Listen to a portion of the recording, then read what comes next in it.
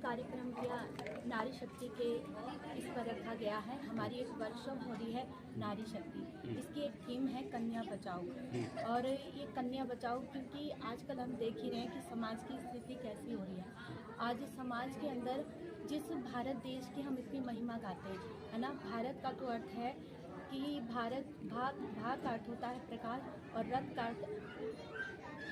का अर्थ होता है कि जो प्रकाश में रत रहे। और जब तक चाहे वो पुरुष वर्ग हो चाहे नारी वर्ग हो, जब तक नारी और पुरुष दोनों उस ईश्वरीय प्रकाश में रत नहीं होंगे, तब तक ये समाज कल्याण नहीं कर सकता।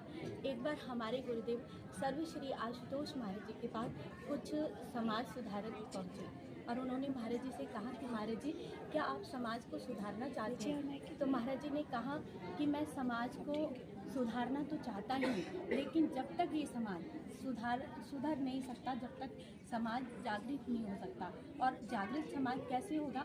जब तक वो अपनी आत्मशक्ति से जुड़ेगा नहीं, आत्मा को जानेगा नहीं, तब तक समाज सुधर नहीं सकता। समाज के अंदर वो जागृति आ ही नहीं सकती।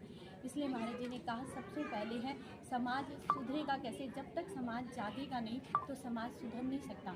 वैसे तो आज हम सभी जगे हुए हैं, कोई भी ऐसा नहीं कि सो रहा है, सभी तो जगे हुए हैं। लेकिन महापुरुष जब आते हैं वो कोई नींद से नहीं जगाते। वो चाहते हैं कि इंसान, व्यक्ति, मनुष्य अपनी आत्मा के स्तर पर जिए। लेकिन आज इंसान आत्मा के स्तर पर नहीं जीना चाहता। इस संसार के अंदर देखिए दो तरह की विद्या होती है। एक होती है अपरा विद्या, एक है परा विद्या। अपरा विद्या का अर्थ होता है कि ये जो संसार में आप इंग्लिश, हिंदी, मैथ, ये जो भी आप शिक्षा प्राप्त करते हैं ये अपरा विद्या। लेकिन एक होती है परा विद्या, यानी परमात्मा की विद्या, यानी राज विद्या।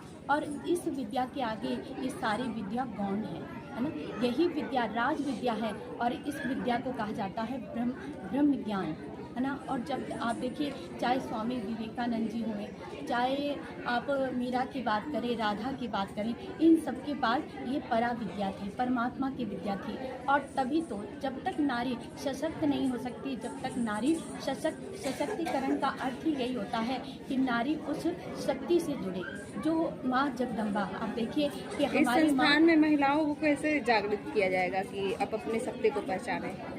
जब दीदी शक्ति वही है, आप देखिए हमारे अंदर जो शक्ति है, चाहे वो महिला हो चाहे पुरुष हो, है ना, तो वो शक्ति हमारे अंदर आप देख रहे हैं, चल रहे हैं, फिर रहे हैं, बोल रहे हैं, खा रहे हैं, जो कुछ कर रहे हैं, वो शक्ति किसकी है? वो ईश्वर की शक्ति है। और जब तक इस अंदर की शक्ति से आप परिचित नहीं होंगे, आप सशक्त नहीं हो सकती, है ना।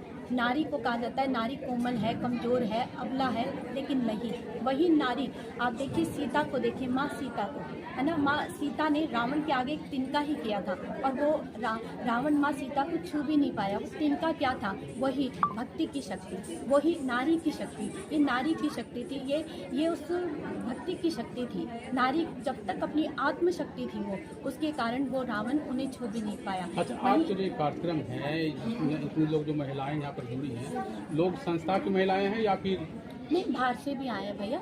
हमारे आश्रम की संस्थान की भी महिलाएं, माताएं, बहनें हैं और बाहर से भी लोग आए हैं। कुछ गेस्ट भी आए हैं, जैसे हमारी डॉक्टर बसंता हैं और भी बहुत सारे गेस्ट आए हैं। ये सब संस्थान के तो नहीं हैं और बाकी लोग भी संस्थान के भी कुछ हैं और कुछ संस्थान से बाहर। संस्थान आपके संस्था से जुड़ने के लिए महिला क्या कुछ करेगी, क्या प्रोसेस है इसका? इसका भैया यही है, हम यही चाहते हैं कि नारी जो, जब तक महाराज जी यही चाहते हैं, आज नारी के साथ जो अत्याचार हो रहा है वही है कि जब तक ये ज्ञान नहीं होगा ना भैया, तो कहते ना कि कोई काम दुनिया में। नारियों को ज्ञान कहाँ से प्राप्त होगा, कैसे उसे आप अपने संस्था में जोड़िएगा? ये दिव्य ज्योति जागृति संस्थान, जिसके द्वारा महाराज जी ये ब्रह्म ज्ञान दे रहे हैं ना भैया।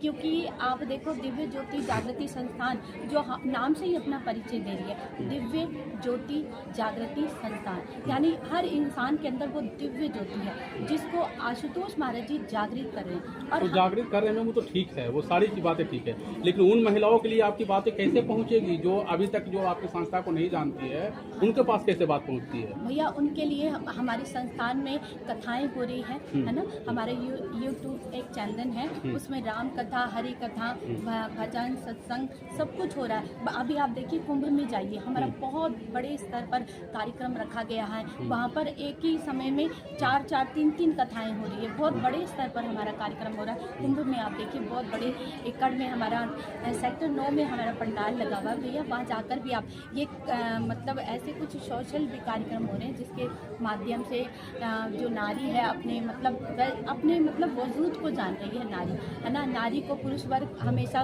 कमज़ोर अबला समझता रहा है। तो ये कमज़ोर कब है, क्यों है?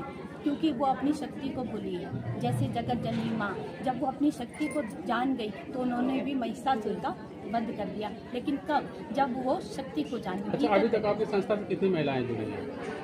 भैया काफ़ी महिलाएं जुड़ी हुई हैं और लाखों करोड़ों ही कहूँगी मैं तो, क्योंकि हमारी संतान पंजाब में है, हरियाणा में है, कोई मतलब ऐसी जगह नहीं बची है जहाँ पर हमारी संस्थान नहीं है और हमारे आशुतोष महाराज की शिष्याएँ और शिष्य नहीं। लाखों करोड़ों की मैं तो बात करूँगी। परिचय दीजिए अपना।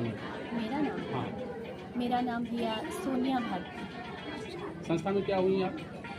मैं साध्वी सोनिया भारती। ठीक।